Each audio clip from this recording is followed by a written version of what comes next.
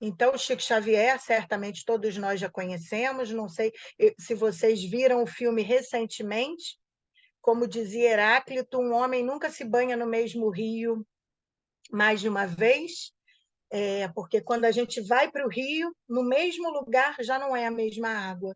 Então, nunca é o mesmo rio. E assim é com a doutrina espírita, e com o filme de Chico Xavier também foi assim. Eu vi de novo essa semana para poder me inspirar um pouco mais para esse encontro de hoje. E a gente, cada vez que vai vendo, a gente se surpreende ainda com essa personalidade que nasceu em 2 de abril. Hoje ele completaria, se estivesse vivo, 114 anos. Nos deixou em 2002. Nasceu em Pedro Leopoldo, Minas Gerais. A gente sabe que para ser um grande médium parece que tem que nascer em Minas Gerais, né? Para ser um grande orador espírita tem que nascer em Minas Gerais. Então, Chico, como não podia ser diferente, quando a gente vai a Pedro Leopoldo, algumas pessoas aqui já tiveram oportunidade de ir, a gente lá conhecendo um pouquinho da história dele, contam para a gente de como foi a formação dos campos, como a psicosfera estava no momento em que Chico Xavier nasceu. Tem um livro chamado O Canto da Garça, do John Harley, em que é uma das biografias de Chico Xavier. Ele narra para a gente que o campo ficou coberto de garças no momento em que Chico encarnava. Então, é uma história linda que vale a pena quem puder e quiser nos repara, a gente tem na nossa biblioteca, para quem quiser consultar. Então, ele nasceu numa família muito modesta, filho de João Cândido Xavier e de Dona Maria João de Deus, uma lavadeira católica. O pai era vendedor de bilhete de loteria. Isso ainda hoje existe, mas era uma profissão que eles eram analfabetos, então você não dependia de estudo para poder fazer isso. Era uma família extremamente católica. Chico era extremamente católico. Ele era aquele católico de frequentar todas as missas, de ser coroinha, de se aconselhar, se confessar. Gente, imagina se uma criança tem pecados, mas ele era assim. Esse era o nosso Chico Xavier. Então, ele escreveu mais de 450 livros. Até o ano de 2010, os números são enormes, né? Ele tinha vendido mais de 30 milhões de exemplares. Nunca ganhou um centavo por isso. Nunca. Ele dedicava ou a centros espíritas, a obras de caridade, e quando desencarnou, deixou tudo para a FEB. Então, hoje a gente está aqui para falar de amor, desse homem que nos inspira, ou pelo menos deve. Eu acho que quando a gente conta a história de alguém como Chico, a gente tem que, acima de tudo, se inspirar para ser o mais próximo possível dessa pessoa. Ele psicografou mais de 10 mil cartas, consolando muitas mães que haviam perdido os seus filhos. E o livro, o filme, tem um filme também, além da biografia dele, né, Chico Xavier, tem As Mães de Chico, que narra algumas histórias de algumas mães, porque ele, quando uma mãe chegava chorando, ele não dizia nada. Ele simplesmente sentava do lado e chorava junto com a mãe. Era surpreendente, porque ele sabia sentir a dor do outro. Às vezes a gente não precisa consolar. Muitas vezes a gente quer se encher de palavra para tentar ajudar o outro, e Chico, como exemplo que a gente possa seguir, ele só sentava do lado e falava: estou aqui, e chorava junto, sentindo a dor. Em 1981 e 82, ele foi indicado ao Prêmio Nobel da Paz. Em 2012, foi eleito o maior brasileiro de todos os tempos. Mas era um homem que não ligava para a honraria. Nós que amamos ele, ficamos mais felizes, provavelmente, por ele ter recebido essa honraria do que ele mesmo. Então, Chico, na verdade, era um homem de bem na Terra. Gente, Chico trabalhou por 75 anos. Vocês conseguem imaginar alguém trabalhar no volume que ele trabalhava? Os biógrafos dele, eu assisti no Prime, no Prime, Amazon Prime, para quem quiser, tem um documentário que fala, é o encontro de alguns biógrafos do Chico Xavier tomando um café e conversando. E eles ali, é o Geraldinho Lemos, o John Harley, o Carlos Bacelli, e um que eu não me lembro o nome, eles contando que o que é mais de se surpreender em Chico é que o vigor que ele tinha, porque ele trabalhava nos centros todos os dias, até 2, 3 horas da manhã, e chegava em casa quando tinha algum desses amigos que eles iam visitar Chico, eles já mortos, exaustos. Chico chegava em casa, fazia café fresquinho, servia uma bolachinha, tudo que eles queriam era dormir. E Chico, que mais tinha trabalhado, tinha essa disposição toda. Então, eu às vezes vejo, por isso que eu falo, eu não tenho direito de me cansar, gente, porque a gente trabalha, a gente faz muito pouco. Se a gente pensar no que Jesus fez, no que Chico fez, a gente faz muito pouco e reclama muito. Eu vejo gente, às vezes, na casa espírita, porque o Paulo Peixoto está aqui na minha cabeça, né? Vocês sabem, eu fico toda hora chamando alguém para fazer um trabalho. E aí, quando eu chamo alguém para ser voluntário, que a gente está precisando de algum tarefeiro, eu canso de ouvir assim: ih, não, mas eu já trabalhei muito, já fiz muito isso. Agora estou cansada. Gente, eu pergunto para vocês: quando a gente vem à Terra, é passaporte ou carteira de trabalho que a gente recebe? Quem acha que essa passaporte está enganadíssimo. A gente não veio para passear, a gente veio para trabalhar a nós mesmos e em favor do próximo, porque é isso que faz a gente crescer. Então, eu falo assim, agora eu já até falei, eu não sabia que existia aposentadoria espiritual, não, gente. Vou me inscrever nesse INSS do plano espiritual, mas assim somos nós. Mas que Chico possa inspirar, depois de 75 trabalhando incansavelmente. Aos 4 anos, esse pequeno ser que nasceu médium, um médium extraordinário, contam que ele, aos 5 anos, sabia o evangelho de cor e salteado. Sabia todas as páginas, ele havia decorado. Então, aos 4 anos, ele pressentiu a morte da mãe, que morreu um ano depois, quando ele tinha 5 anos. E quando a mãe morre, o pai, incapaz de criar, porque também, né, era quase um bando de coelho, eram 8 filhos, pobre com 8 filhos, como é que faz, tendo que trabalhar, né? Ele distribui os filhos para a família. E Chico cai nas mãos da sua madrinha, Rita de Cássia, que a sua mãe tinha pedido que Chico fosse dado para ela cuidar, porque a mãe, Dona Maria João de Deus, era a única pessoa no planeta que achava que a Rita de Cássia era uma pessoa boa, porque ela era uma pessoa extremamente cruel, que com 4 anos fazia barbaridades com Chico, dava surra nele 3 vezes por dia, de manhã, de tarde e de noite, que ela dizia que era para ela não perder o hábito de bater e nem ele perder o hábito de apanhar. Torturou ele durante durante todo o período que ele ficou lá, né?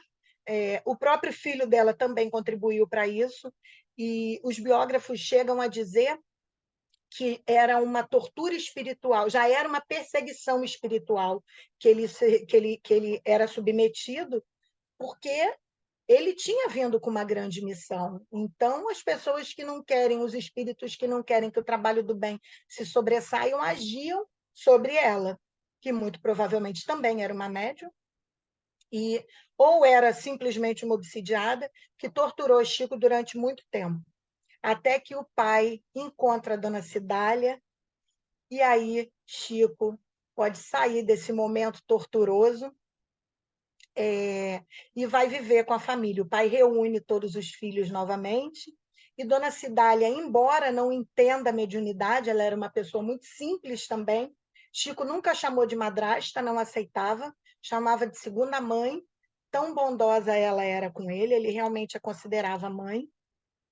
Ela compreendia ele, mesmo sem entender mediunidade, sendo uma pessoa muito simples, ela tinha, na verdade, um amor muito grande por ele. O pai, com um filho, que na época a mediunidade também não era tão entendida, as pessoas eram vistas como endemoniadas, o pai chegou a pegar, tentar levá-lo para internar num sanatório, porque ele via espíritos, ele contava um monte de coisa, e o pai ficava enlouquecido com isso. Então, um padre que o ajudou, arrumando um emprego na tecelagem para ele, para que ele pudesse sair das vistas do pai, então ser impedido de ir para um sanatório. Contam os biógrafos que Chico relatava que ele, no momento da consagração das hóstias, durante a missa, ele via as hóstias, antes de serem entregues às pessoas, uma luz enorme descer sobre as hóstias, e no momento em que as hóstias eram entregues às pessoas, eram luzes, flores em formato de luzes que eram entregues às pessoas. Olha que coisa linda de se imaginar. E Chico já conseguia, desde criança, ver tudo isso. Então, ele foi trabalhar na tecelagem com 7 anos para que pudesse se livrar do sanatório. Então, ele, em 1927, sua irmã, passando por um processo obsessivo gravíssimo, gravíssimo, gravíssimo, é encaminhada para um casal e Chico conhece o espiritismo. E isso foi em 8 de julho de 1927. E ele, ao conhecer, se deparar com um processo obsessivo que a irmã estava passando e ser curada após uma sessão mediúnica, ele torna-se espírita. E aí, passado algum tempo, isso foi em 1927, 1931, aparece para ele Emmanuel, que se tornou o seu mentor espiritual durante toda a sua vida. E é engraçado porque dizem que ele encontrou Emmanuel pela primeira vez às margens de um córrego que tem lá em Pedro Leopoldo, e ele vendo um monte de reflexo vindo sobre ele, ele já sofria da visão, ele viu um monte de reflexo vindo sobre ele, e, de repente, o reflexo toma a forma de uma cruz.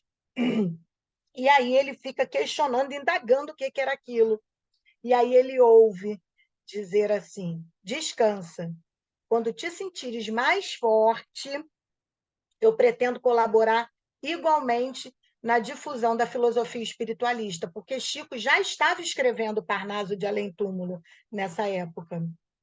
Então, Emmanuel complementa: eu tenho te seguido durante muito tempo, e só hoje que você me vê, na tua existência, só agora que você me viu, os nossos espíritos estão unidos pelos laços mais santos da vida, e o sentimento afetivo que me impele para o teu coração tem suas raízes na noite profunda dos séculos. Então, eles já haviam planejado vir junto, Emmanuel como mentor dele, muitos e muitos séculos antes, porque já haviam se encontrado e caminhado. No livro Emmanuel, que Chico psicografou, ele narra isso muito bem, depois quem tiver interesse, e efetivamente a parceria dos dois começou em 1931, mas eles só editaram o primeiro livro em 1933. E Chico, quando questionado por Emmanuel sobre como ele poderia fazer esse trabalho junto de Emmanuel, Emmanuel falou: você só precisa de 3 coisas. A primeira, disciplina. E Chico pergunta: e a segunda? Disciplina. E a terceira? Disciplina. E Chico, como muito disciplinado, seguiu o conselho do início ao fim, sendo esse médium que por 75 anos dedicou a sua vida. E a gente está com açúcar alto, tem dificuldade em tomar um cafezinho com adoçante, né, gente? Então, como eu disse, eu acho que o mais importante quando a gente estuda a biografia de uma pessoa grandiosa é a gente se inspirar para poder seguir os passos. Mesmo que seja difícil, eu não vou conseguir trabalhar até as 3 da manhã, mas se eu for começar uma vez por semana a fazer um trabalho voluntário, eu já estou no começo. A gente não vai ser Chico Xavier nessa existência, né? Jesus ainda vai precisar de umas 1.500, pelo menos. Mas a gente pode se aproximando pouco a pouco dele. E eu acho que o objetivo é esse. Então, falando sobre essa bondade de Chico, sobre essa força de trabalho que ele tinha, os biógrafos contam que ele, e isso as pessoas que conviveram com ele, quando a gente vai a Uberaba, a gente visita a Donda, Donda, ela é desse tamaníaco assim, ela tem 1,5 m, e ela se intitula Leão de Chácara de Chico Xavier, porque quando as pessoas vinham em volta dele, Porque imagina, você ir. Gente, eu falo que a única inveja que eu tenho na vida de alguém é de quem conheceu o Chico. A única inveja, de verdade. Não invejo mais nada, porque isso eu gostaria de ter tido e não tive. Então, ela conta que quando as pessoas chegavam, tentavam se aproximar dele, era muito difícil, mas ele nunca deixou de receber ninguém. Agora, vocês imaginem, a pessoa fazendo um trabalho de 6 horas da tarde até 11 da noite, e ele recebia. Contam que em um Natal, no Natal de 1979, ele distribuindo comida, alimento para as pessoas que não tinham ceia, não tinham o que comer.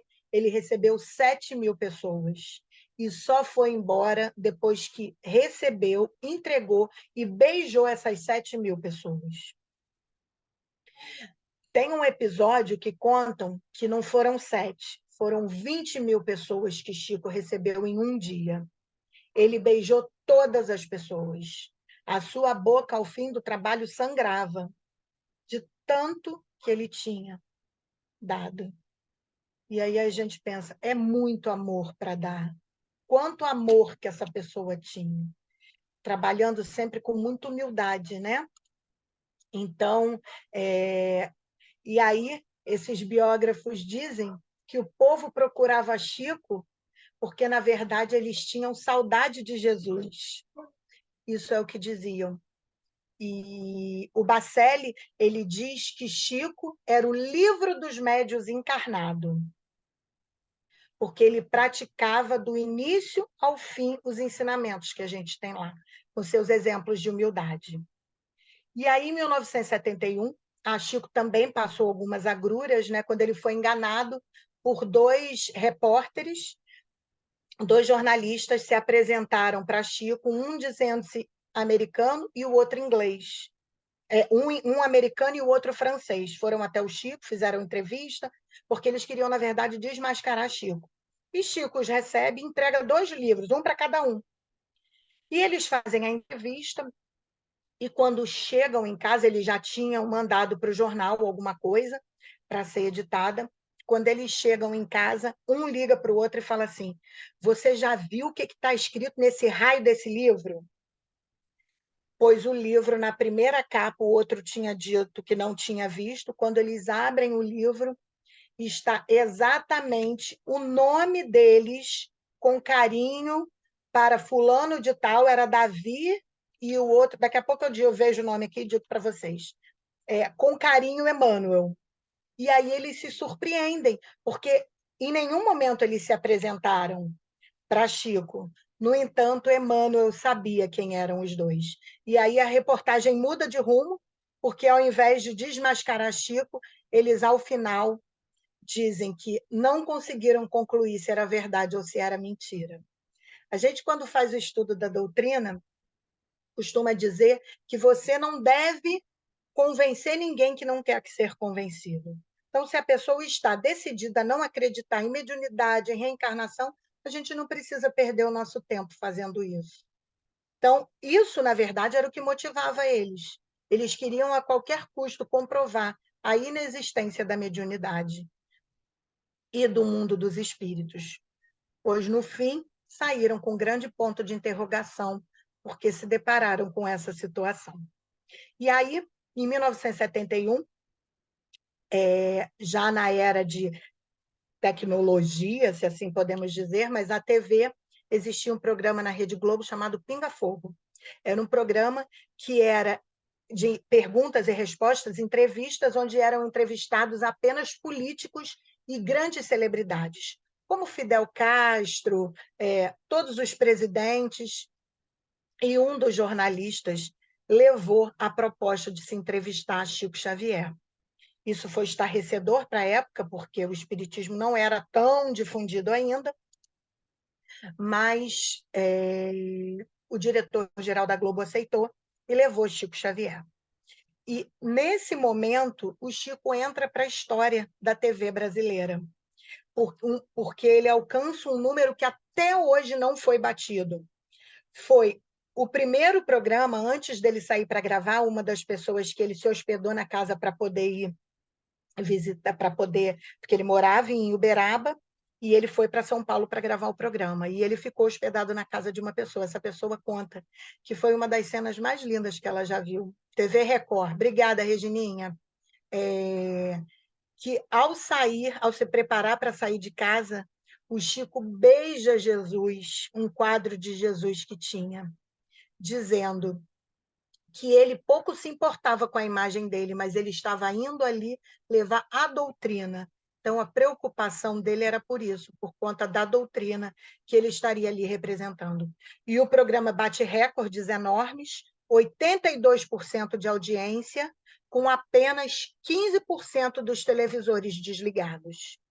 Então, é um número realmente impressionante. E o programa que tinha sempre, em média, 1 hora e meia, nesse dia teve 3 horas de duração. E Chico ali, ó, pá, pá, pá, respondendo tudo. Isso foi fundamental para o crescimento da doutrina, a divulgação, que até então era mais restrita.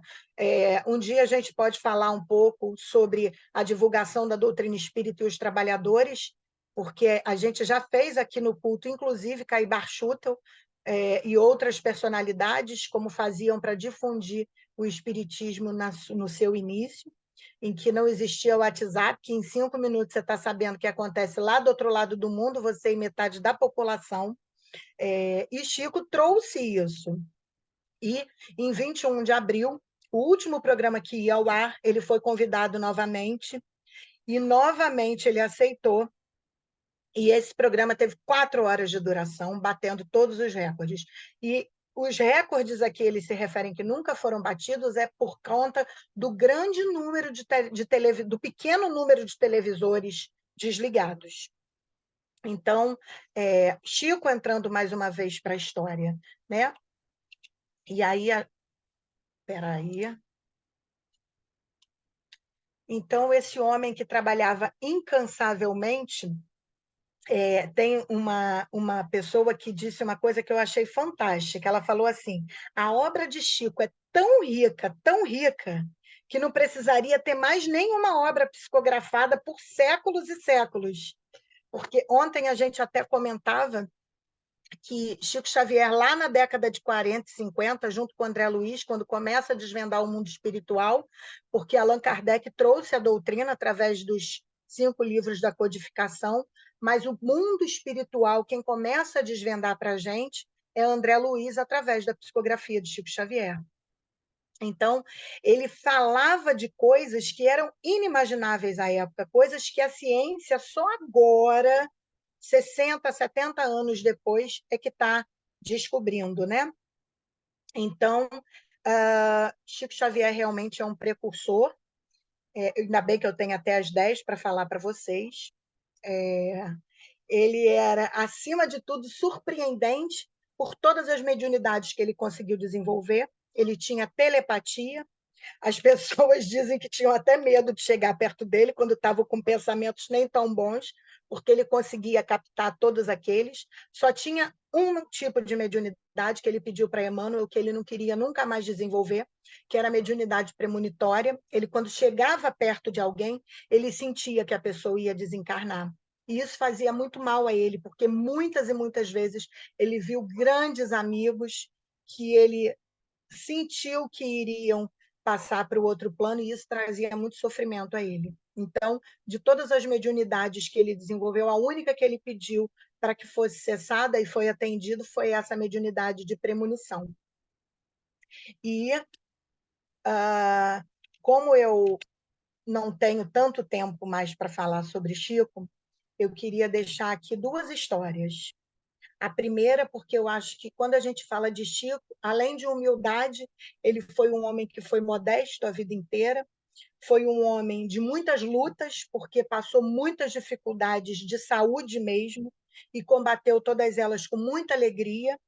Chico nunca estava triste, uma vez apenas, Emmanuel relata que o viu triste, e ele estava com suspeita de tuberculose, ele estava febril, estava muito fraco, e uma manhã ensolarada, Emmanuel, vendo ele muito triste ali, na soleira da porta, Emmanuel chega para ele e fala: Chico, bate no ombro de Chico e fala assim: Chico, você tem que reagir. porque você pode até ir para o plano espiritual hoje, você vai chegar lá, inegavelmente, com um homem de bem, muito de bem. Mas você tenha certeza, meu amigo, você terá deixado de fazer muita coisa que foi prometida e vai nos colocar numa situação delicada, porque nós levamos anos para programar a nossa encarnação, a sua encarnação e a nossa parceria. E Chico bravamente saiu desse estado que o deixava muito mal. Então, como a gente está falando de uma pessoa que lutava, era humilde, mas que, acima de tudo, era amor, eu quero compartilhar com vocês que nós temos tanta mania de julgar, criticar. Chico era muito visitado por caravanas e, aos sábados, as caravanas iam à tarde, chegavam lá e saíam com o Chico para distribuir alimento e visitar a população mais carente. E, então, toda vez quando eles estavam saindo, chegava um bêbado e cantava para Chico. E aí cantava uma. E aí o Chico, muito bem, agora canta para mim aquela da Dalva de Oliveira. Aí o bêbado ia lá muito mal, desafinado, e cantava. Aí Chico aplaudia, muito bem, maravilhoso. Agora canta aquela do Elivelto Martins. E aí o bêbado ia e cantava. E aí todo mundo, Chico, vamos embora, Chico, já estamos atrasados. Mas o Chico só ia embora depois que essa pessoa cantava a quinta música. E tempos depois, Chico revelou que aquele homem se embebedava porque ele, um tempo atrás, estava no ponto de ônibus com a sua filha de 7 anos e um ônibus alvejou os dois.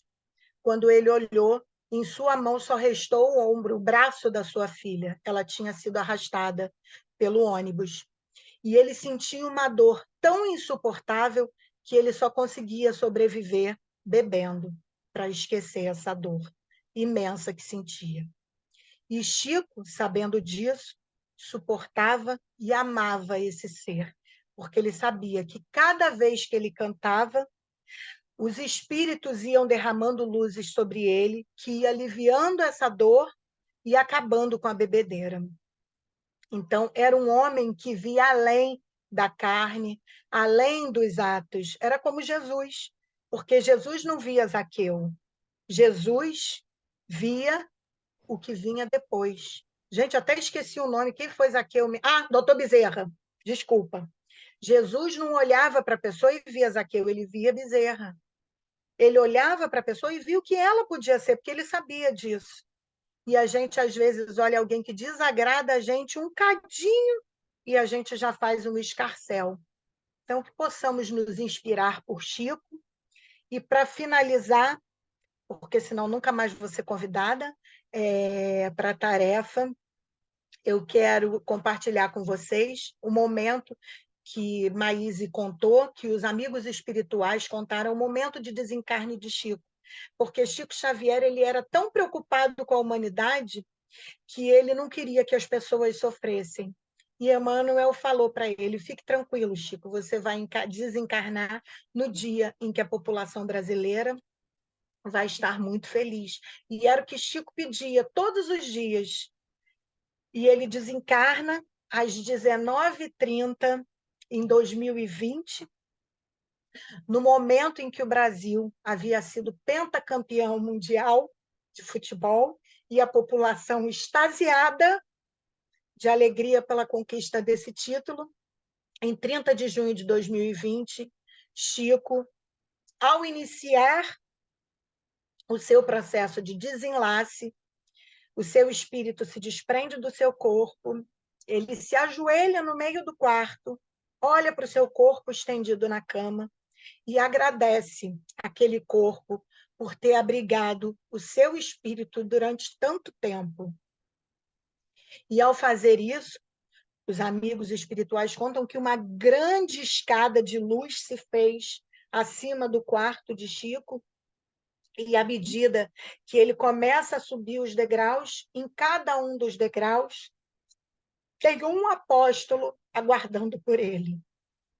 E ele sobe esses 12 degraus E ao chegar no último, Jesus pessoalmente está lá, estendendo a mão para recebê-lo no plano espiritual. Então, se a gente um dia não puder ser recebido por Jesus, que a gente olhe para trás do que a gente fez nessa vida com a certeza de que a gente fez o melhor. Porque é isso que nos cabe, hoje e sempre. O melhor momento que eu tenho é o agora. Se até hoje eu não fiz, então eu posso me inspirar em Chico para começar a ser. Porque é para isso que essas pessoas cruzam os nossos caminhos, para que a gente se inspire e trabalhe por um mundo melhor. Vivemos um mundo de transição planetária, para irmos para o mundo de regeneração. Se é a felicidade que nós queremos, comecemos agora a construir no nosso entorno, sendo seres amorosos, alegres e felizes. Mesmo com um monte de boleto para pagar, que eu não tenho dinheiro na conta para pagar, eu vou ser feliz. Porque ser feliz é uma questão de atitude e de desejo, é postura. Eu sou feliz apesar da minha dor, eu sou feliz apesar do meu sofrimento. Então, que Chico possa nos inspirar na nossa estrada, na nossa caminhada, que eu espero que seja muito longa e regada a muito amor. Esse é o meu desejo para todos nós aqui presentes. Muito obrigada pela paciência, que a gente possa sair inspirado. E hoje a nossa prece final vai ser, agora não tem a meditação, né? A gente vai fazer a meditação e depois a gente vai ter a prece final com um convidado especial.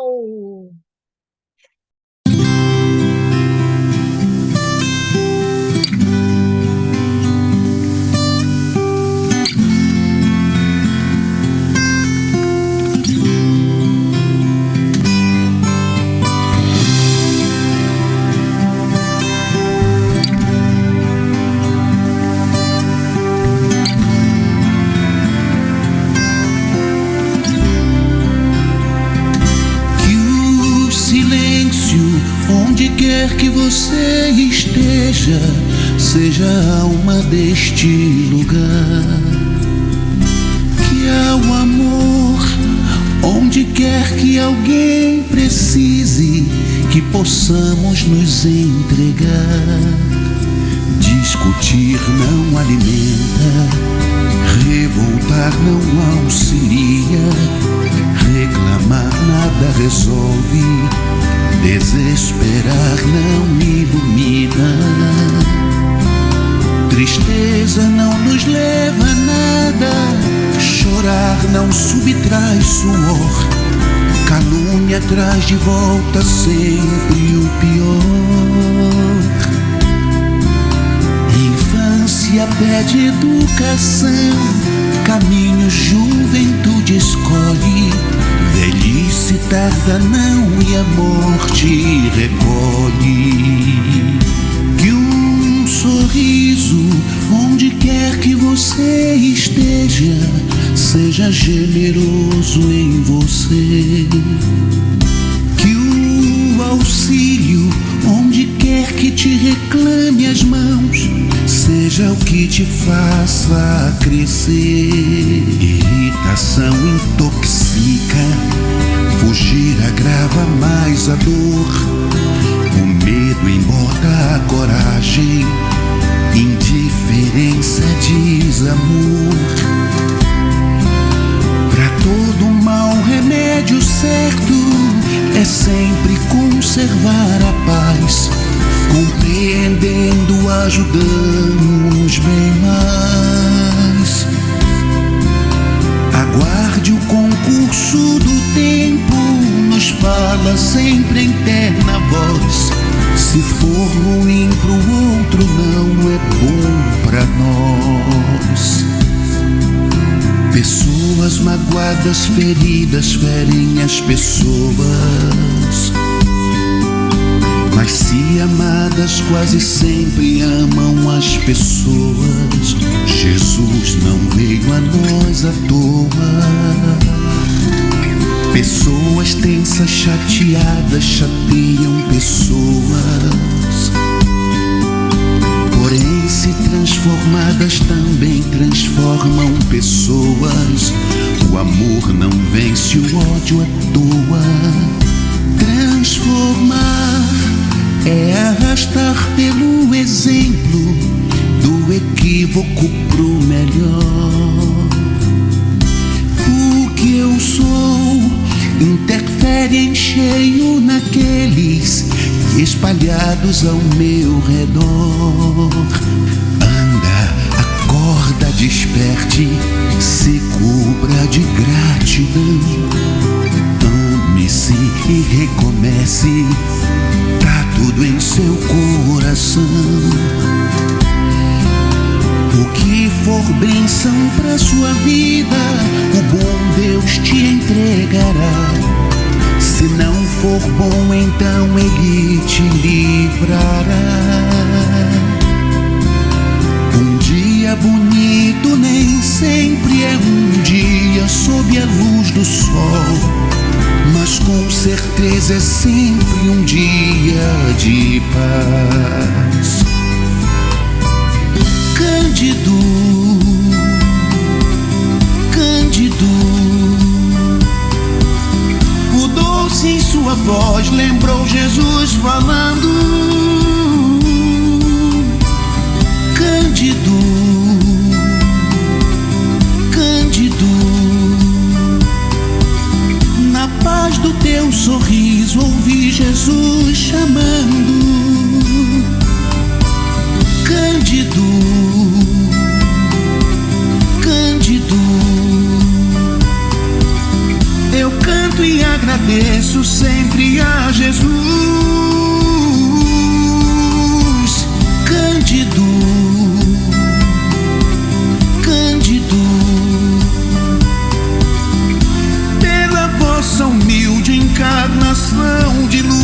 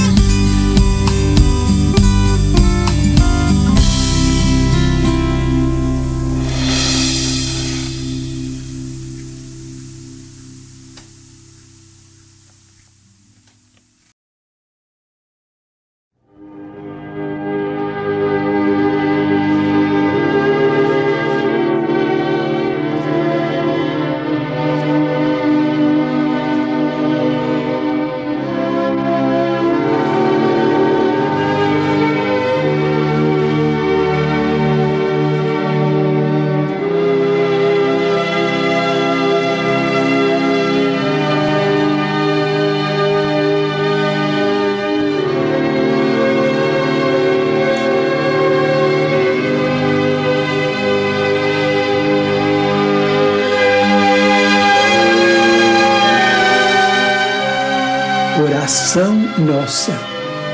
Senhor, ensina-nos a orar sem esquecer o trabalho, a dar sem olhar a quem, a servir sem perguntar até quando, a sofrer sem magoar, seja quem for, a progredir sem perder a simplicidade, a semear o bem sem pensar nos resultados, a desculpar sem condições, a marchar para a frente sem contar os obstáculos, a ver sem malícia, a escutar sem corromper os assuntos, a falar sem ferir, a compreender o próximo sem exigir entendimento, a respeitar os semelhantes sem reclamar consideração, a dar o melhor de nós, além da execução do próprio dever, sem cobrar taxas de reconhecimento. Senhor, fortalece em nós a paciência para com as dificuldades dos outros, assim como precisamos da paciência dos outros para com as nossas próprias dificuldades. Ajuda-nos para que a ninguém façamos aquilo que não desejamos para nós. Auxilia-nos, sobretudo, a reconhecer que a nossa felicidade mais alta será, invariavelmente, aquela de cumprir-te os desígnios, onde e como queiras, hoje, agora e sempre.